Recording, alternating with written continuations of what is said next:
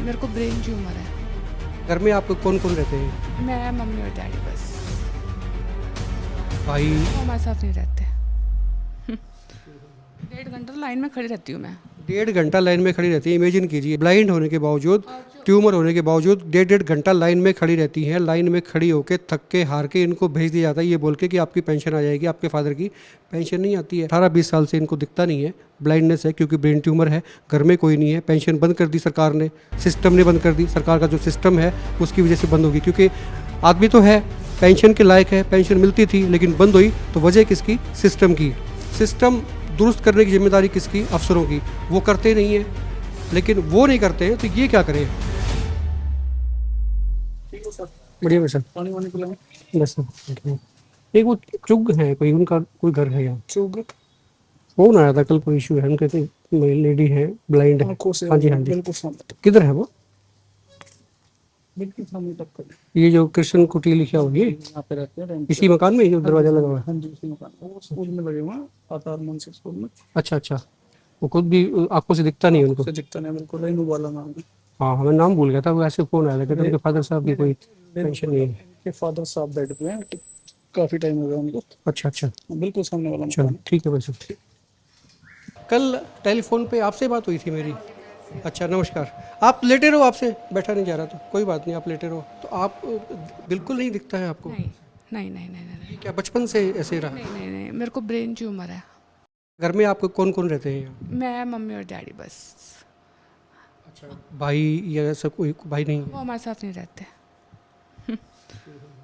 वो कहाँ रहते हैं? रहते तो यहीं हांसी में है, लेकिन बट हमारे साथ नहीं रहते वो। उनकी शादी हो चुकी है? उनके बच्चे हैं उनके। अच्छा। हाँ जी, बच्चे। आपका नाम रेनू? मेरा नाम रेनू आया है। और कल आपने मेरे से एक चीज़ और पूछी थी, इस चीज़ में मैं पजल होगी कल कि मैं नौकरी करती हूँ कि नहीं। तो ऐसे ही पूछ ले रैंडमली कि भाई फिर भी आप कोई काम करते हैं या घर पे रहते हैं? मैं एक्चुअली आधार स्कूल में जाती हूँ। देख रहे हैं ना, उनको बता दूं कि भाई ये रेनू वाला है। इनका फ़ोन मेरे पास कल आया था कि भाई ऐसे ऐसे इनके फादर साहब की पेंशन थी, पेंशन पहले आती रही है, लेकिन वो पेंशन जो है अब कट गई है। समझ नहीं आ रहा कि क्यों कट गई है, चक्कर काट रही हैं इनको। इन्होंने बताया, ये भी मुझे अभी पता लगा है कि इनको ब्रेन ट्यूमर भी था। ब्रेन ट्यूमर की वजह से इनकी आंखों की रोशनी चली गई। वो भी आज से नहीं, 18-20 साल हो गए हैं रोशनी गए हुए। घर में एक ये है, इनकी माँ है, वो फादर साहब वहाँ पे लेटे हैं। तो ये 3 ही लोग हैं। फादर की पेंशन नहीं आ रही है, मकान भी किराए पे रहते हैं ये, और ये खुद जो है ना दिखता नहीं है। ब्लाइंड होने के बावजूद जो हैं इस ग्रीवेंस के लिए चक्कर काटती हैं। हिसार में जाती हैं, समाज कल्याण विभाग में, कुछ नहीं होता है।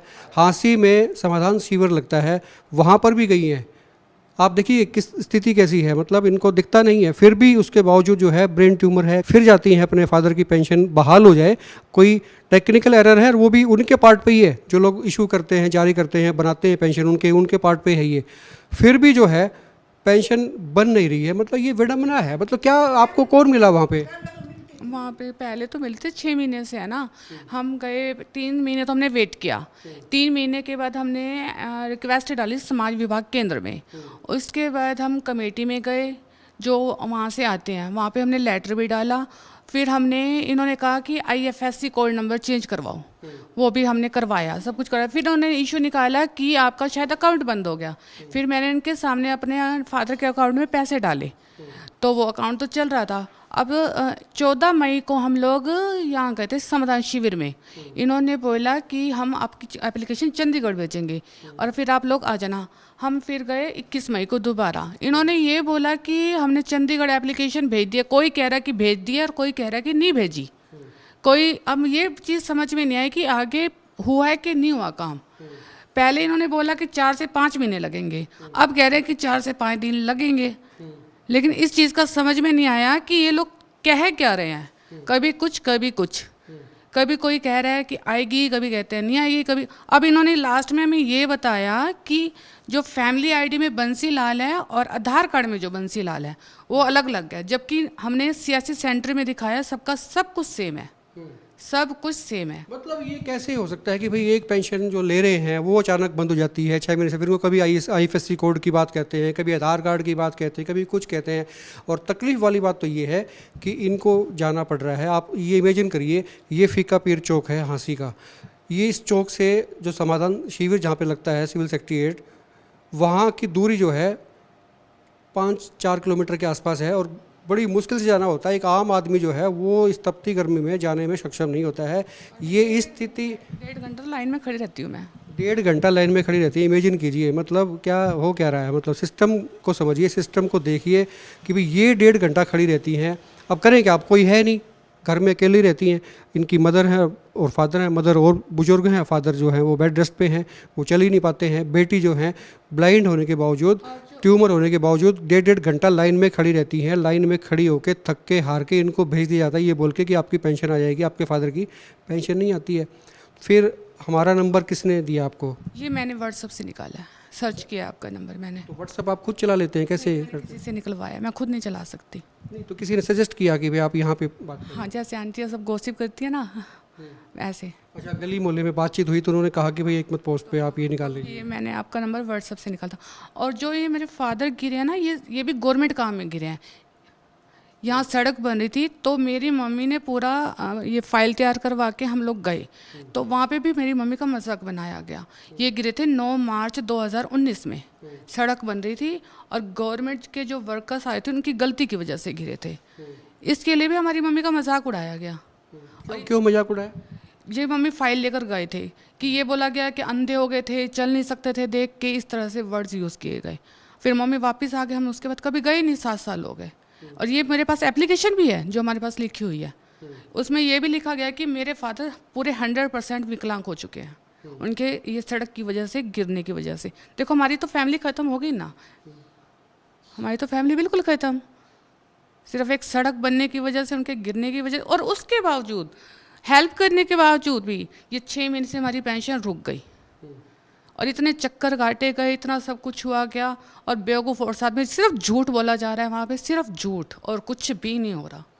ये चीज़ तो मैंने नोटिस किया। हम लोग देख रहे हैं ना, पहली बात तो ये कि भाई आप कमेंट करके बताएं कि कौन सहारा बने इस परिवार का। हमने कोशिश की है, हमने एक पहल की है, इसलिए कि अफसरों की आँख खुले, उनके कान खुले और सरकार तक ये बात जाए, इसलिए आप इसको शेयर भी करें। मुख्यमंत्री तक ये बात जानी चाहिए कि इस परिवार के साथ में जो चीज़ें हो रही हैं तो कैसे ठीक होगा। मतलब आप ये कह सकते थे, अगर ये नहीं जाते किसी के पास तो आप कह सकते थे भी कोई आया नहीं। ये इस चीज़ के बावजूद इनको दिखता नहीं है, देख नहीं पाती हैं, ब्लाइंड हैं, लेकिन ब्लाइंड होने के बावजूद ये जाती हैं, अधिकारियों के चक्कर काटती हैं, 1.5-1.5, 2-2 घंटे लाइन में खड़ी रहती हैं। एक दिन कोई जो अच्छा खासा आदमी आंख बंद करके 2 घंटे निकाल के दिखा दे मुझे। ये 18-20 साल से इनको दिखता नहीं है, ब्लाइंडनेस है, क्योंकि ब्रेन ट्यूमर है, घर में कोई नहीं है, पेंशन बंद कर दी सरकार ने, सिस्टम ने बंद कर दी, सरकार का जो सिस्टम है उसकी वजह से बंद होगी। क्योंकि आदमी तो है, पेंशन के लायक है, पेंशन मिलती थी, लेकिन बंद हुई तो वजह किसकी? सिस्टम की। सिस्टम दुरुस्त करने की जिम्मेदारी किसकी? अफसरों की। वो करते नहीं हैं, लेकिन वो नहीं करते हैं तो ये क्या करें।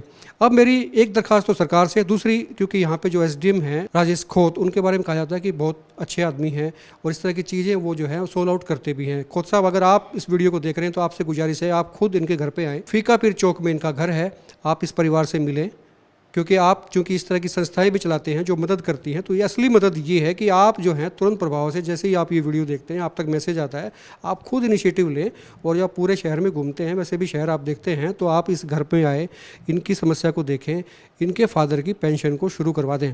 आपसे गुजारिश है और मुझे लगता है कि वो करवा भी देंगे। हमें उम्मीद है बहन जी के पेंशन जो है वो सुचारू हो जाएगी। और कोई बात है तो आप कहना चाहें तो वो बताएं। बस मुझे पेंशन चाहिए, बस, और कुछ भी नहीं, ताकि मेरा सही काम चल जाए। क्योंकि हमारा पेंशन पे ही है, कुछ मैं कर लेती हूँ, कुछ मेरा पेंशन पे है, बस इसी से ही।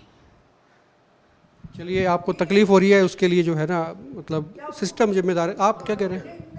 जब वो गिरे थे बिल्कुल किसी ने परवाह भी नहीं करी। भाई 8 साल से बेड पे, अभी इनका गुजारा कैसे चलेगा? तो आप ये कह रहे हैं भी आपके हस्बैंड गिर के जो हैं वो ऑन बेड आ गए थे, फिर उठे ही नहीं है ये। कई बार ऑपरेशन करवा लिया यहाँ गर्ग में, मेरे पास सब पर्चियाँ पड़ी हैं, सब कुछ पड़ा है। इस मकान का किराया कितना रहता है? ये 5,000। 5,000 रुपये किराया रहता है। वो तो हमारा दिल जानते, जैसे हम कर रहे हैं घर में गुजारा कैसे नहीं कर रहे। 5,000 किराया, 5,000 किराया दे रहे हैं।